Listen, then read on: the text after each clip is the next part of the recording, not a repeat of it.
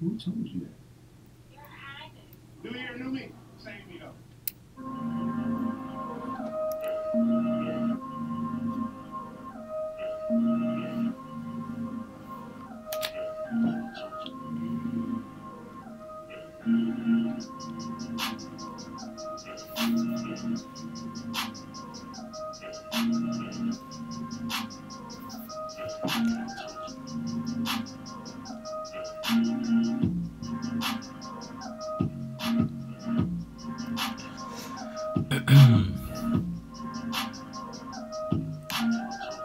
You are now tuned in to another ColeLogic experience. You know what it is.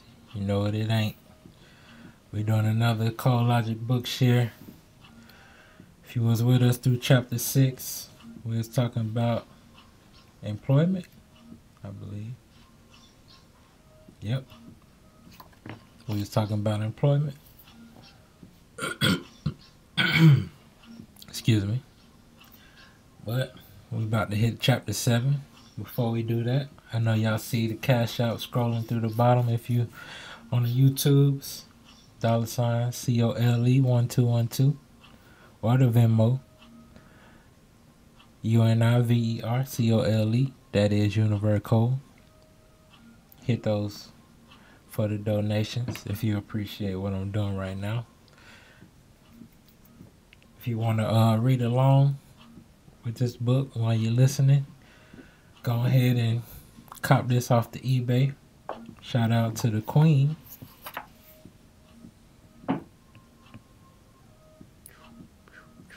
Yep, you see her. Miss Shahrazad Ali. Yep, and you know what we reading? The Blackwoman's Guide to Understanding the Blackman. Yes, we are. We are on page 113 if you're reading along. But if you're not, you can just listen to me. We are on recreation. Y'all ready?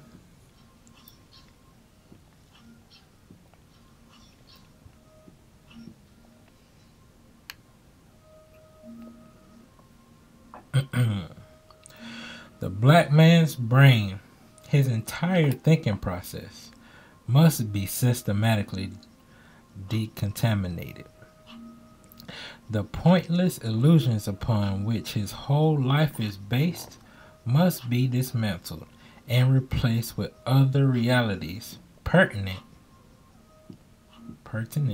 to his heritage and survival. Certainly, he thrives on excitement to the excess, vicarious thrills, life gambles, risk and challenging physical tournaments of all sorts. Imagine what the black man's life would be like without sports. What would he fill that time with? What kind of activities would he select to redirect all the energy formerly thrust into gaming? A life without sports is a terrifying thought to black men. A game can be described as a timed series of physical maneuvers using recurring sets of motions and rules that can be exploited unexpectedly to reach the goal and or make the other player look inept. Every game is basically a challenge in dishonesty. A player must win by tricks, cunning, or diversion, with sneakiness being the major tool. The one who is able to execute these attributes the best is called the one with skill. Contrary to this description and definition, black men have been duped into thinking that recreational sports promotes development of organization, fairness, endurance, cooperation, and responsibility. Sports are further denied as sports are further defined as development skills that will be needed throughout life in business and personal affairs. None of this is true. Additionally, sports and playing games diverts the black man's attention from more pressing matters and activities that he should be addressing. But sports are presented as such harmless fun. Even black men who, when tested, would be considered a slow learner with a mild IQ can recite verbatim points scored in a game, goal averages, rules, shirt numbers, who got traded where, type of injuries, tournament winners, position titles, playoff dates, coaches, names, and backgrounds of players, including their mascots and emblems. Discussing sports creates some of the most lively conversations black men have. The topic itself exhilarates them, titillates their senses, and promotes much gaiety. Sports are a way for them to show off their physical prowess. When they play at sports, they get to be frisky. They can frolic, romp, whirl, and twirl. They revel in being able to perform all sorts of acrobatics and contortions to outwit the other player to reach their goal. They like contests where they have to tussle, scuffle, and scramble to win something. They take great pride when they win. Some of them only come to life during the sporting seasons. They will sit glued to the television or radio to see or hear a game. They will stand in long lines to get tickets or sit out in the rain or snow to see a spectacular sport close up. Even if their seat is so far back or up that they can barely see, they just want to be there. They will drive long distances, take an airplane or train to attend a sports event, and it doesn't matter what the tickets cost either. The merchandising of sports in America is an activity to itself. Hats, caps, t-shirts, sweatshirts, running suits, visors, flags, wrists and headbands, raincoats, license plates, posters, banners, and all sorts of memorabilia are made available to black men to advertise their allegiance to the team of their choice. This is part of the fun they associate with playing sports on a spectator level. They have also been known to fall out over their different views about a certain player, sport event, or team. They even kill each other over what they deem as important point about a game. Associated with pre-game or post-game festivities is the drinking of alcoholic beverages and cursing and yelling as a part of the excitement. Sometimes they become so enthralled with a sport that little else matters in their lives. Sports are a welcome topic just about everywhere. This distraction is started in early childhood when sports are used as a type of rite of passage. Endurance and proficiency at playing a sport, especially basketball or football, is just about a necessity for a black boy to gain acceptance and recognition into the neighborhood group consisting of his peers. Due to their search for rights to mark crossing over up to another level or entrance into adulthood, they seek out activities involving feats, stunts, collisions, or regalement. Sport and game playing fits into the perceived requirements.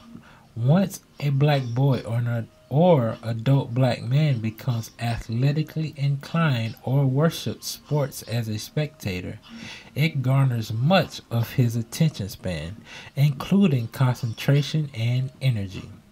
Black males seek a way to distinguish themselves from younger children in embarkment on manhood. Females have menstruation as a flashpoint at which time they are prompted by another woman about the responsibilities, expectations, and guidelines she must begin to adhere to on coming into adult womanhood. The show of blood signifies her potential to become a mother, and it takes on greater responsibility. The show of blood signifies her potential to become a mother and take on even greater responsibilities in life and the world. Black males seek out a show of blood by placing themselves in a potentially dangerous combat zone on the playing field where, if he is not adept, may be injured. If he is able to inflict injury, all the better. Even if he experiences an injury, he must shake it off, continue, and survive it. The major reason an ancient African rite of passage was to extricate the son from the mother. This disengagement took on great significance and honor. To survive such rites had a revealing and confidence building effect on the black boy. Sports in the black community are a replacement for these rites of passage and the resultant feelings of achievement of getting his energy from himself instead of his mother to survive. The study, learning, and mesmerizing of the rules of sports games is ongoing throughout his life in various circles. Their involvement remains paramount on various levels until the day they die. There continues to be much discussion about whether or not sports figures are representative or qualified to be male role models to black male youth. The aura of popularity and financial success surrounding sports figures makes playing sports a desirable job where it appears to only require physical agility and a unique ability to accomplish great feats, mostly involving a ball of some sort. They are supposed to represent fair play and sportsmanship, which are accepted as honorable traits in the sports industry and attributes which black men believe are transferable by playing sports and watching others do so. Despite many sports players displaying ruthless aggression, hostility, impatience, cheating, bad language, rudeness, and intolerance, they are still promoted by the media as being admirable and worthy of great respect. Sports also give black men something to look forward to and serve as a ventilator for some of their frustrations. Sometimes they play a game to express certain emotions Sometimes they play a game to express certain emotions, be they positive or negative. The main sports or games black men like to play, watch, or admire are basketball, football, baseball, golf, pool, tennis, and boxing. They are the least involved with hockey. A few like fishing and hunting. Card games are also popular, such as poker, bid whist, blackjack, gin rummy, and bridge. Bridge is the least popular because it requires such intense concentration. The black men who play chess consider themselves quite elite because of it. 2 requires thinking, paying attention, and remembering the rules and playing by them. Chess, unlike checkers, is about a war of sorts. Black men who play professional sports tend to earn huge sums of money by playing the game, doing commercials to endorse products, and from personal appearances. Oh, I'm sorry. Black men who play professional sports tend to earn huge sums of money by playing the game, doing commercials to endorse products, and from personal appearances. Many make several $1,000,000 a year. All of their money, just as with the entertainers, is on deposit in European owned banks. After they become successful at playing sports, they are inducted into white social circles by virtue of their popularity. Many of them are married to white women. They become the heroes of teens and children. Many of them, after an extensive professional career, do not know when it is time to retire. They not only get hooked on earning great sums of money, but get addicted to the accolades and applause. So long after their abilities have mellowed and they have lost their speed and vitality, they insist on continuing to play. They also, especially in the gladiator type sports, develop a masochistic tendency to insist on being beaten to a bloody pulp, humiliated by younger, more virile players, and end up looking like a fool. They become blind to any other potential they may have. It gets so deeply entwined into their lifestyles and personality that they do not know how to bow out gracefully and transfer their energies from sports to another vocation to live normally and earn a regular living. Excuse me.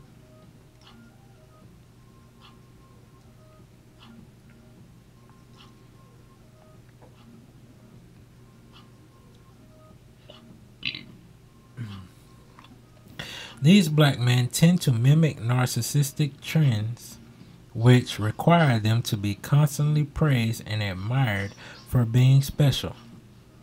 This narcissism, if not perpetually endorsed by others, strangers included, become a personality defect because they only recognize two levels of self-development.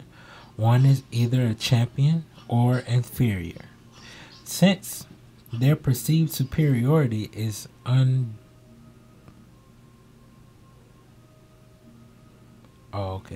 Since their perceived superiority is umbilical to their playing of sports, when the sports playing ends, they slump into depression of days and nights spent reliving their previous sports accomplishments.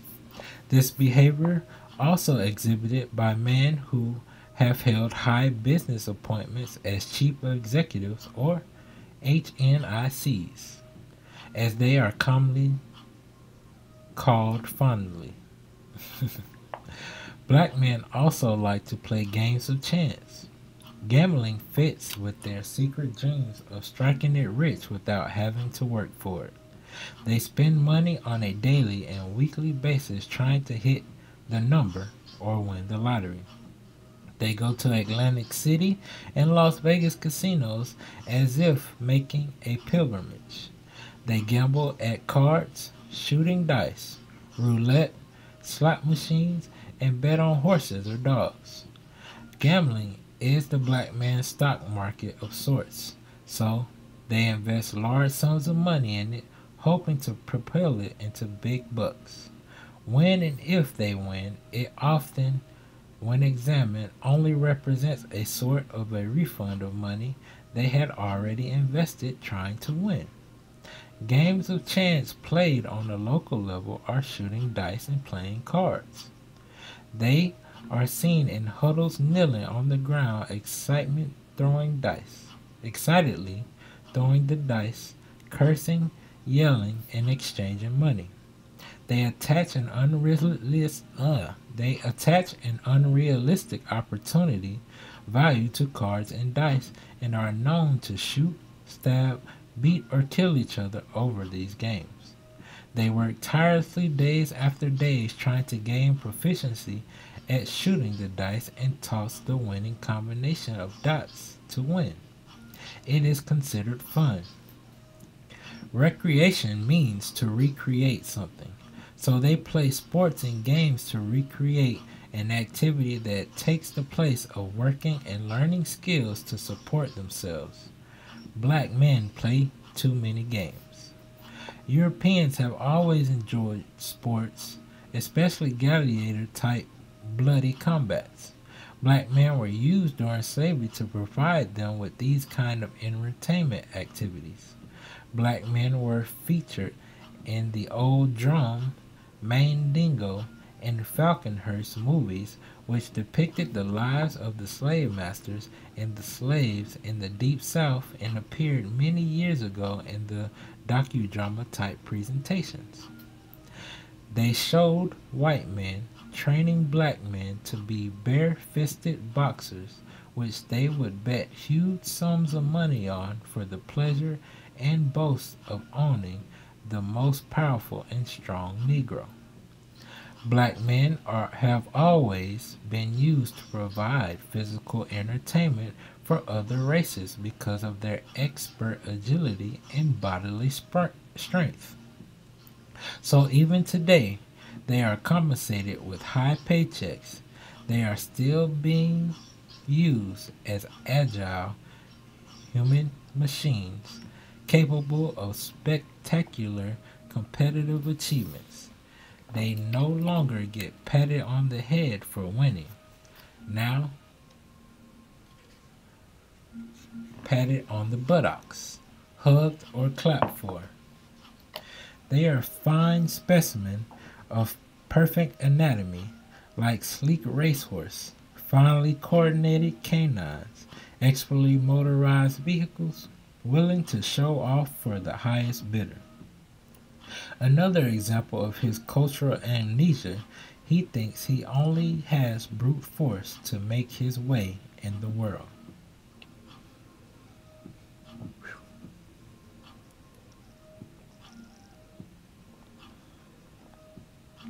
Black men who play professional sports get a lot of attention from all kinds of women. They can literally write their own ticket regarding who they want to date or sleep with.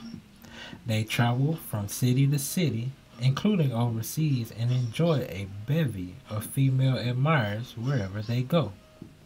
Recently, they have become more aware of the dangers of practicing unrestrained, unprotected, random sex with multiple females. Of course, this only lasted for a short while until the discussion waned and the topic was abandoned by the media. AIDS is a very serious threat to the health of black men in the sports and entertainment industry. Many are getting high to cope with the pressure and to keep up. With such a steady flow of black earned dollars existing among black men playing sports and reaping the attached benefits, the only independently owned black bank in New York City failed to thrive in 1990 due to a financial deficit under $10 million. And not one black man in sports or entertainment came forth to make a major deposit or organize his peers into coming up with money for such a worthy cause. They have used little of their fortunes to aid failing black-owned or black-operated institutions other strong black men struggle to maintain. They believe themselves to be so accepted and so valuable to the American public that they are safe from demise or any need to stay connected to blacks still struggling to survive. This does not mean that they do not donate heavily to major charities. But there are no major charity organizations independently operated by blacks except the United Negro College Fund and that is not entirely black operated because it exists by depending on donations or contributions from white philanthropy. So what prevents black sports figures or high-powered entertainers from supporting African American owned and operated ventures? Answer: the black man is disrelated, unassociated, and detached from any semblance of nationality or brotherhood with his own kind, and he is afraid that his white supporters will define any move he makes to support his own people as a sign of racism or support of black segregation. Many of them boast to the media that they do not consider themselves black or white. They are just ball players. They are the most non-political bunch of black men in America.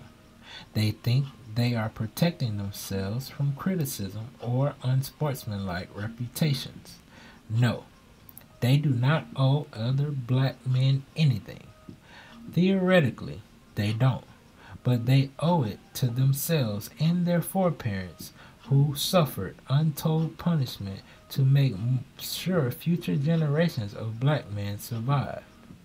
How he owes it to his children to maintain visible institutions of the black man's ability and talent to be self-sufficient and self-governing over his own destiny. And he owes it to himself to acknowledge his own culture, heritage, and traditions, because a man who denies his past afflictions and traditions because a man who let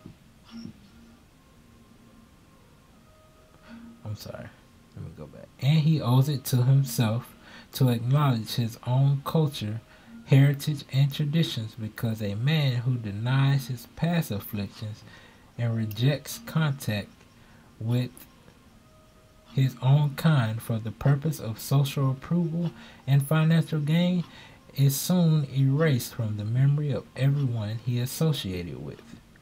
Just how many future generations of black men will have to look at 5,000-year-old pyramids and King Tut's as the only proof of black men in history who produced great things independent of other nationalities.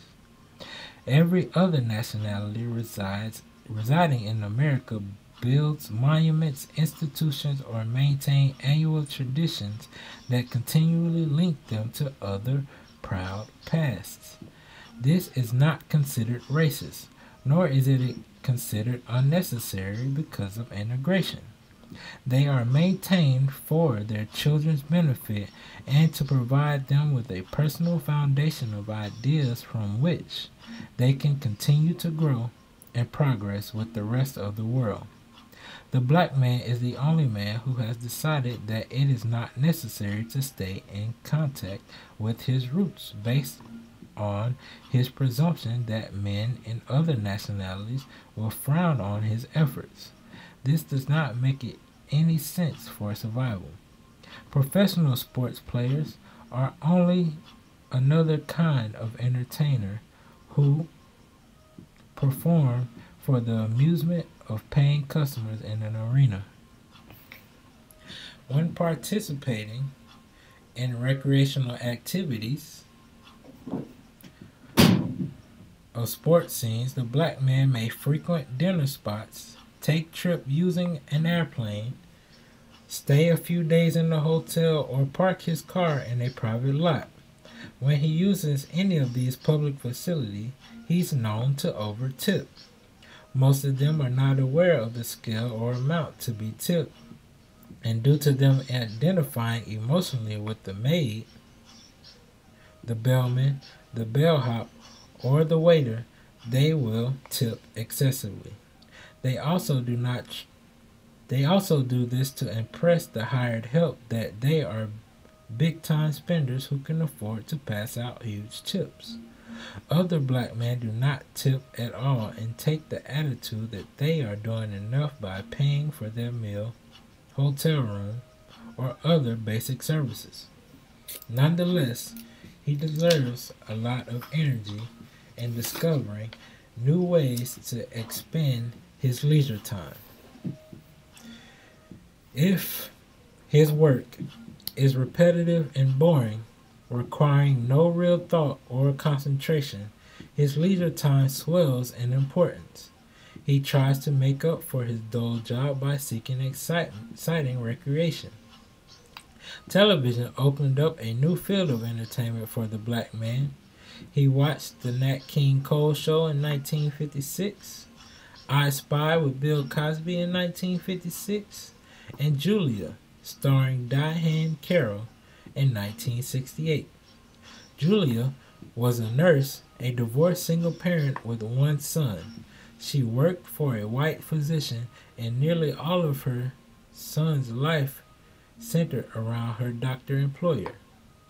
While this show was considered a massive social advancement by featuring a competent, attractive, intelligent black female, Julia sent out the wrong message about black men.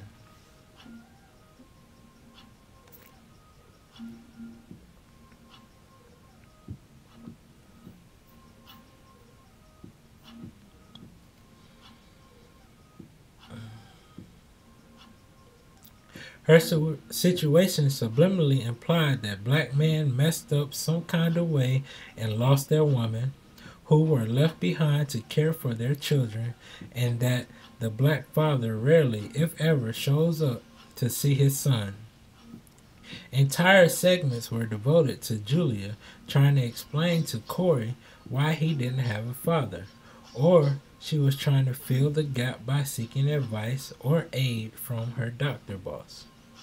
This show set a theme by demonstrating the accomplishments of a single black woman who had her own apartment and job, who was raising her son comfortably and maintaining a fulfilled life without a black man in the house.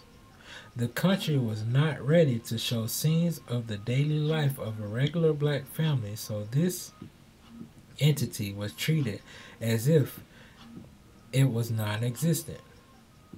Bill Cosby on I Spy was a sort of detective flick which requires no comment.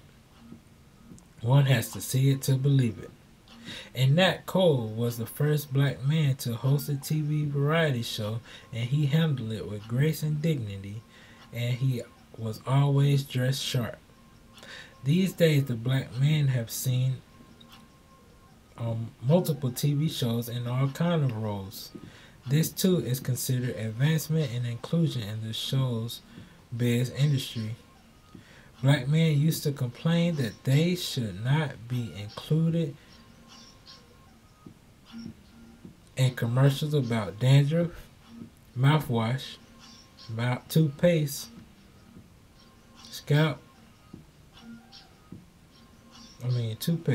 soap, cosmetic, and other household products or machinery. However, the main commercials where black men are found are for beer with high alcohol content, liquor sales, soft drink, sneakers, telephone, or cereal. Cable viewing is almost a norm in black homes, as is VCR usage. Excuse me, guys. Other TV shows, such as The Cosby Show, filled with delightful characters, portrayed a nice operating African family, including grandparents. And it's a good comedy, but there is never any doubt that it is the black wife who runs the house and has the final say about what goes on. Care is taken to make sure Claire periodically gets Cliff told. This is always turned into a joke of some sort. The black father of the old Good Times series, John Amos, was a stronger black male figure in the home, and it was clearly understood that James, and not Florida, was in charge of the family and the home. He was the final authority. Then today comes True Colors, a sitcom with a black man, husband/father, and a white wife and stepmother, including a white mother-in-law. This is a soft attempt to introduce interracial marriage by showing it as fun. Other black men are seen in crucial or supporting roles and they are glad to be working. A few black men are seen in soap operas wooing white women and pretending to be white. And there's even a black woman actress who appears routinely lying in the bed while with a white male co-actor. Theater movies show black men and white women irresistibly drawn together or vice versa.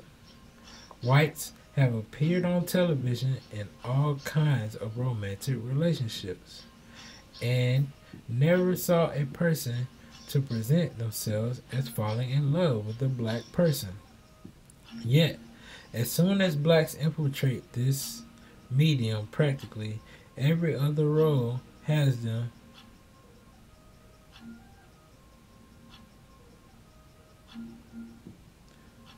Let me see.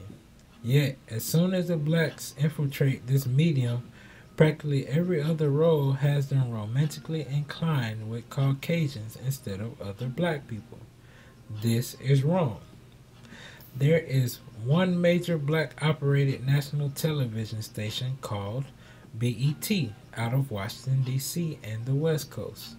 BET has several shows intellectually appealing to African Americans, and they have other shows which have no redeeming social value for blacks and are a waste of valuable airtime. BET does not have a lot of leeway on programming because they count almost entirely on white advertisers to buy economy.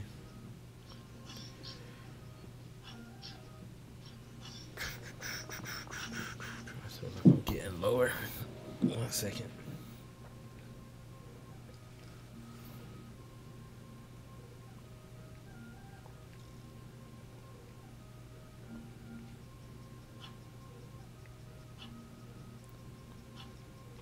I'm going to read that again. BT does not have a lot of leeway on programming because they count almost entirely on white advertisers to buy commercial space to offer their products to a select audience.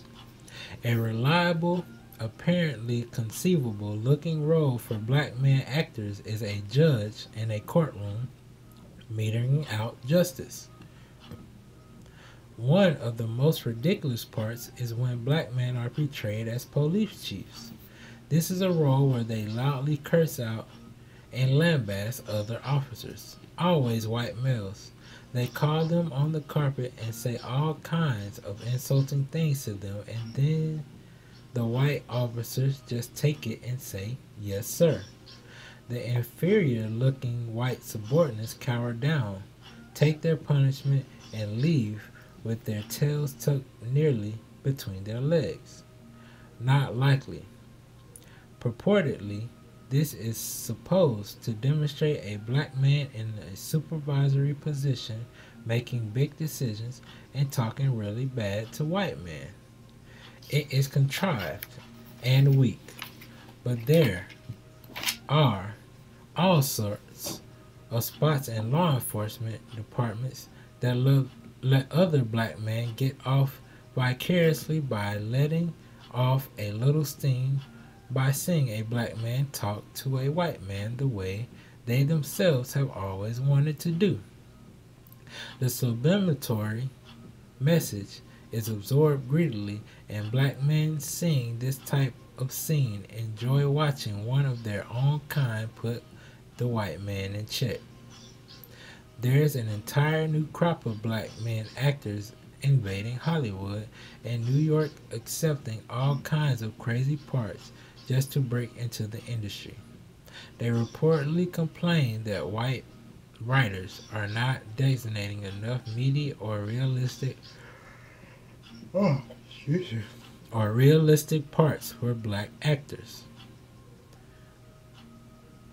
They should just try out for parts in their own black written and black directed films. But every time they want to do something, they seek out some white people who are already established in doing it and try to sequence or squeeze. They try to squeeze in among them and benefit from what they have going. As much as African Americans frequent movie houses, they see every movie that hits the screen. There is only one African American owned independent movie theater in the entire country, and it's located in California. Blackman ought to operate a movie house in every city since blacks go to the movies. On a final note, black men who participate in games of sports and play and achieve acclaim as the winner always thank their mothers. They rarely thank their fathers for helping them accomplish anything. And in this society, the mother is always referred to in honorable situations, and the father, who the black man is separated from, is not mentioned. After thanking his mother, they thank Jesus and God for their winnings. And that, my friend, is chapter 7, Recreation. If you're going to keep following us, you'll get to chapter 8, where we talk about the law. Dun, dun, dun. That's the sound of the police.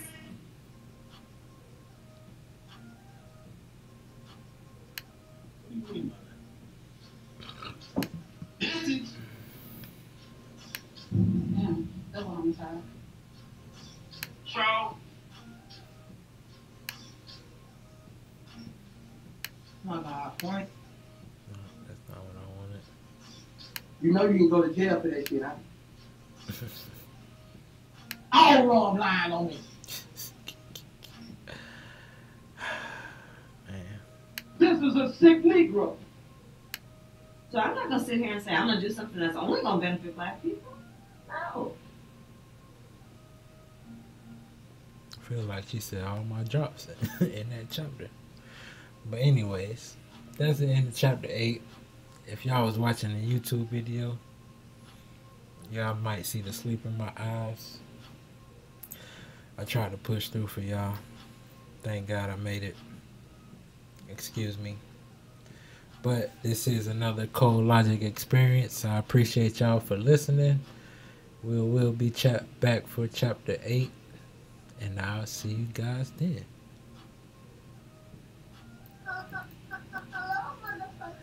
Who told you that?